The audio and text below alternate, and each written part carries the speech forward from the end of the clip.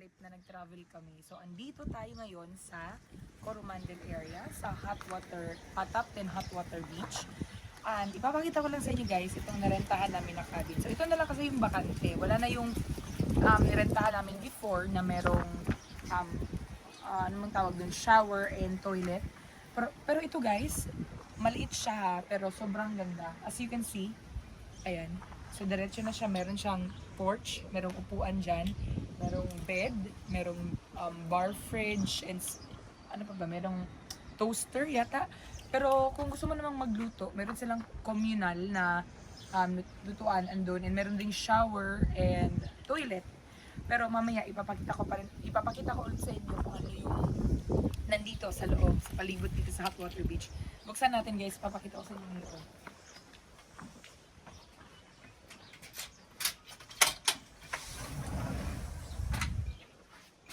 So, ayan lang yung loob niya guys.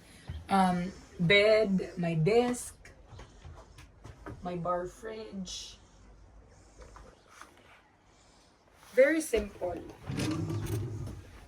May mga cutleries, toaster, coffee, tea, ayan. And meron din siyang heater. Ito. Tsaka electric blanket. Wow, maganda siya. This is so nice. Naku, oy. Nakakatapo. So, ayun guys, welcome back to my channel. Kagaya nga ng sinabi ko kanina na hindi ako nakapag-upload or hindi ako nakapag-update sa inyo kanina kasi nag-travel kami. And then, hindi na ako nakapag-intro kung saan kami pupunta. Pero ayun, nandito kami ngayon dito sa lugar na merong hot spring. So, nandito tayo sa Coromandel Hot Water Beach. Ito ay isa sa lugar na pinupuntahan ng mga turista. So, Top 10 Hot Water Beach. Ito ang pangalan ng lugar guys. And meron siyang access directly sa dagat na nandoon. And ito yung aming nirentahan na pinakita ko sa inyo kanina. Pero magpapahinga lang kami guys kasi sobrang layo ng binyahe namin eh. Kaya, well, hindi naman siya ganun kalayo actually. It was only like, pumunta tayo dito. It was only around 3 hours na biyahe pero sobrang tagal namin na karating dito kasi nag-stop over kami sa kung saan-saan. Para naman mas ma-enjoy namin yung travel, diba? Hindi lang puro travel, hindi lang puro driving ang ginawa namin. So, ayun. Pero ang ganda dito, guys. Sobrang sarap magpahinga dito, mag-chill-chill. Hindi ko pala nasabi sa inyo kung bakit kami nakapag-travel lang ganito kalayo. 2 days na yung off namin sa work. Well, na-mention ko sa last upload ko yata na meron kaming 7 days na holiday. So, ito yung second day ng aming holiday. Kasi kahapon, hindi kami umalis ng bahay. So, nagpahinga lang kami, natulog lang kami. Kaya ngayon, nag-travel kami. At andito na kami!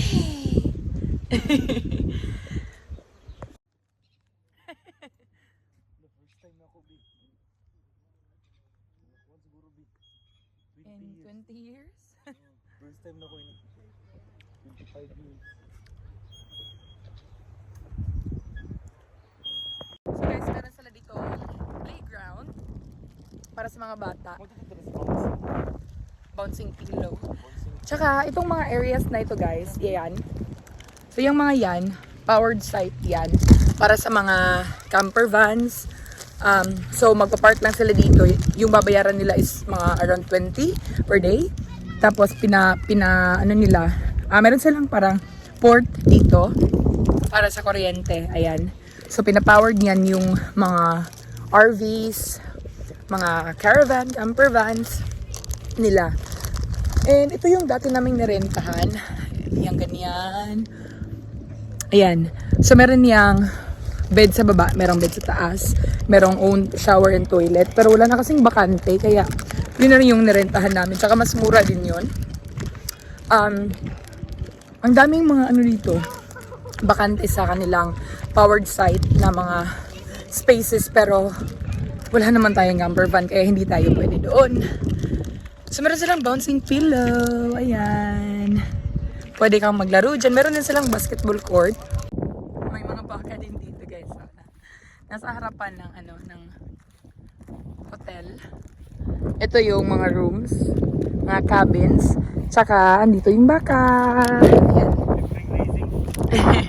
Free grazing sila. Naka-free grazing sila dito guys. Meron namang sa gitna. Ayan. Hello. Ako kasi nagkuhan view. Ako sa straight ba? Langa.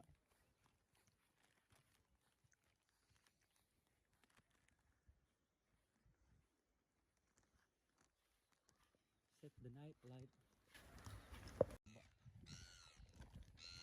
Nga na unta na? Ito sa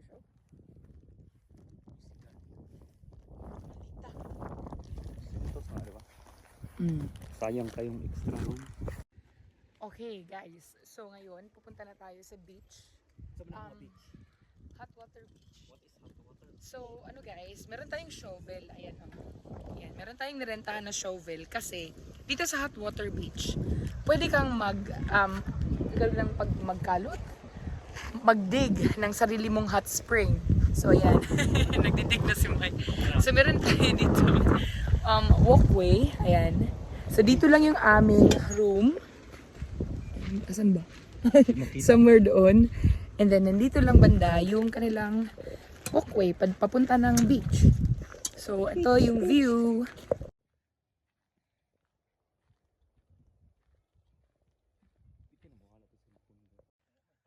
So may nagtanong sa akin or may nagsuggest ng content way back a month ago yata yun.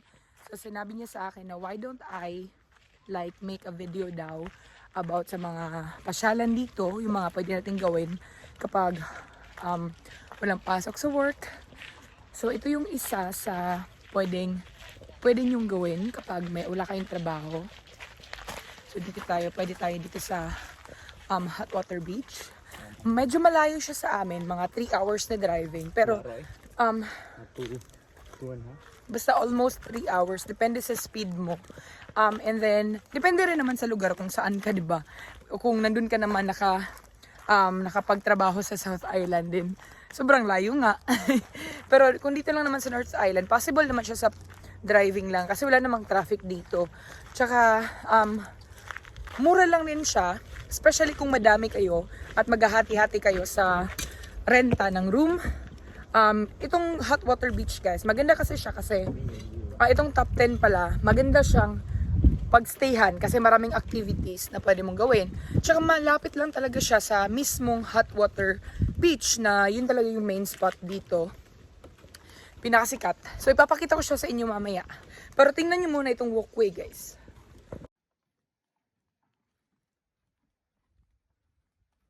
So yung hot water beach guys, andun siya banda. So maglalakad pa tayo dito hanggang doon, and then maglalakad pa tayo papunta doon. So nasa mga 10 minutes yata na lakaran. So kung napapansin nyo, dito tayo sa may roadside. So dito tayo dadaan. Doon yun yung natin, yung motel, ano bang tawag? Accommodation. Nandun yung top 10 holiday park. Tapos dito naman yung pool. Ayan. Hot water beach. So dito tayo. So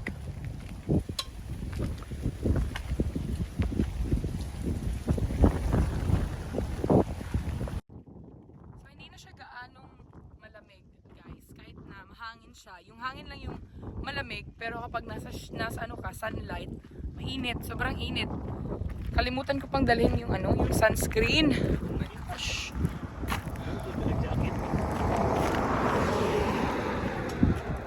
So, dito na tayo sa rainforest. Rainforest.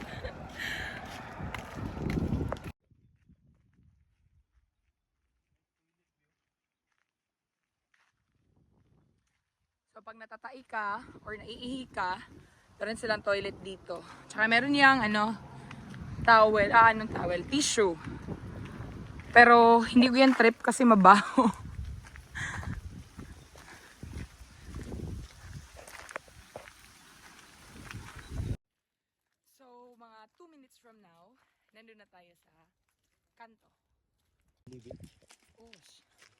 So, malapit na. Nakikita ko na from here guys, yung dagat. 2 minuto or 1 minuto na lang sigurong lakaran. Yeah, 1. Ayan. Ito guys, tingnan nyo guys. Ayan na yung dagat guys. Meron na pala sila ditong establishment. Hindi ko alam kung matagal na yan. Pero I'm pretty sure na last time na nagpunta kami dito, wala pa yung cafe na yan. Ayan. Teka. Ayan.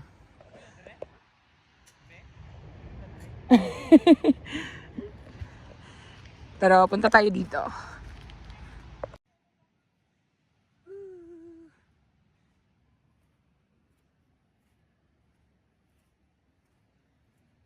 Dito na tayo guys. Ito na yung dagat. Ayan. So bubungkal tayo dito. Gagawa tayo ng hot spring. Madaming tao ngayon, especially doon banda sa may parking area.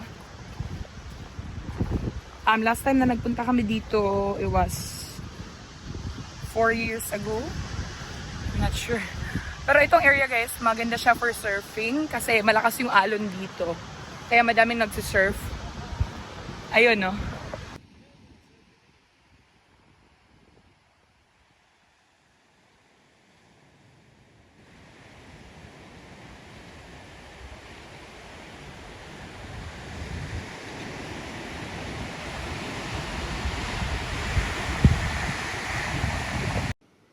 So ayan guys, merong nagbukal dito kanina pero sa tingin ko malamig yung tubig na yan kasi malapit siya sa dagat. Yan yung dagat niya. Pero dito banda, sobrang daming tao. Oh my gosh, ang ganda dito.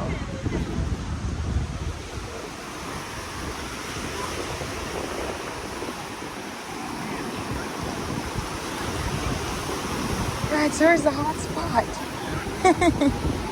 There's a hot spot here? Oh. Hot tub ko. There. Adra? Yeah? Dira? Oh, ito. Oh, this is us. Watch out, you slip on.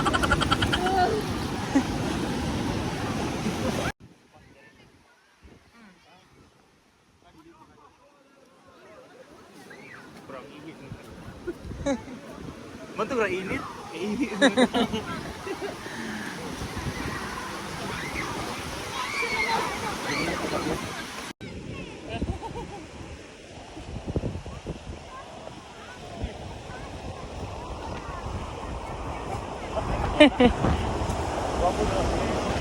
Ayun guys, hindi na tayo nakaabot sa low tide. Pero actually, meron pa rin namang mga tao.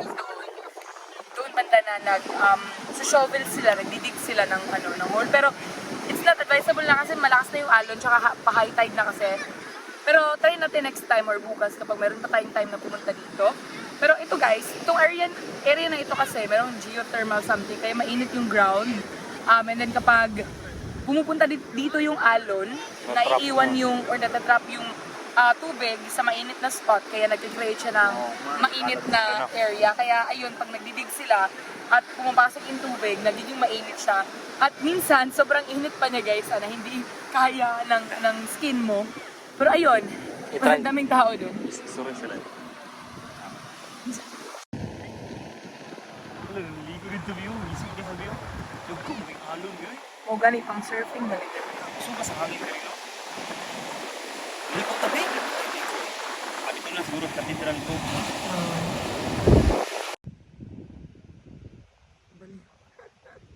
Nabali na yung isa. Saan tayo? Saan tayo upo? Ha? Saan tayo upo?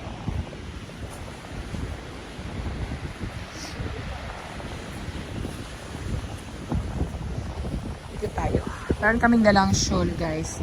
So hindi namin na gamit itong shave. Shave? Ano shave? Shovel? Hindi namin nagamit yung shovel kasi, or yung spade, kasi hindi kami nag-dig kanina. Pero try namin gamitin niya next time. Also next time. Tomorrow or the next Lako, matag. So ayun guys, pauwi na kami sa room. Hindi sa bahay Malis na kami dito kasi ano na, 6 PM na. And malamig na guys. So, balik na kami sa room. Tapos, ano ba, magre-relax muna kami. Then magdi-dinner. Magluluto kami ng dinner later. Then ayun. And guys, uwi na kami sa room ni Mike para magpahinga and then magdi-dinner kami. Or magluluto pa kami ng dinner. Magpa-fry kami or magigrill kami tonight. Barbecue, pero magre-relax muna kami kasi wala, pagod sa drive. Tapos hopefully bukas maging okay yung travel namin. Ano lang guys, kasi yung wifi nila dito dahil nga nasa rural talaga siya. 250 MB lang yung free wifi. So wala. Pero meron naman sana akong data sa phone, kaso nga lang mahina dito yung anong tawag dun be? Signal coverage. Yung coverage ng phone ko. So ayun, 2 degrees kasi ako. And pag 2 degrees kasi sobrang hina ng kung nasa rural area ka, sobrang hina niya. Pero ayun, anyway, update ko kayo later.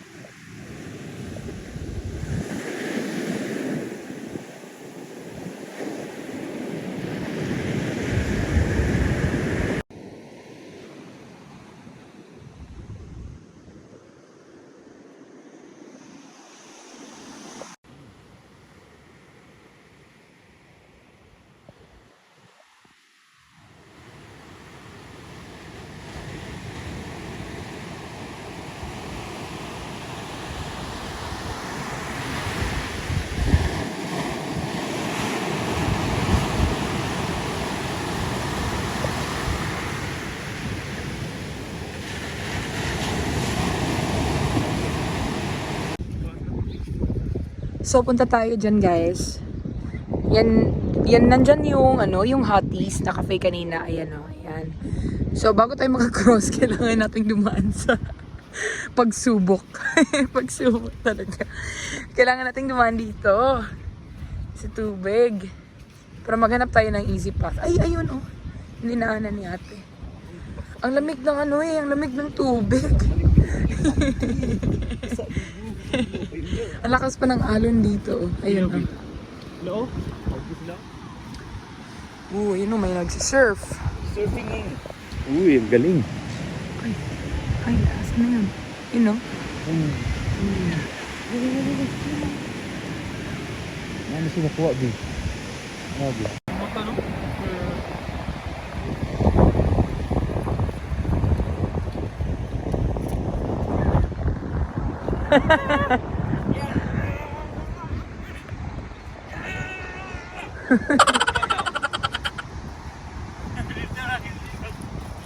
Hanap tayo ng hindi tayo mamasa. Sige. Hindi ko dito lagi. Mamasa ako na akong tigil. Tugnaw. Kani. Diri, naibato. Wait. Sige, daan tayo dito, guys. Ayoko mabasa yung paa ko kasi malamig. Oh my gosh. Jumping. Ay, naku, labad.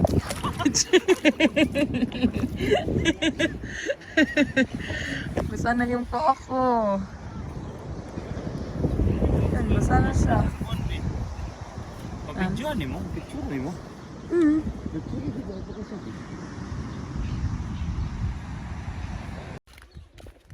So, pabalik na tayo. Ayan yung aming accommodation. Meron siyang daanan dito.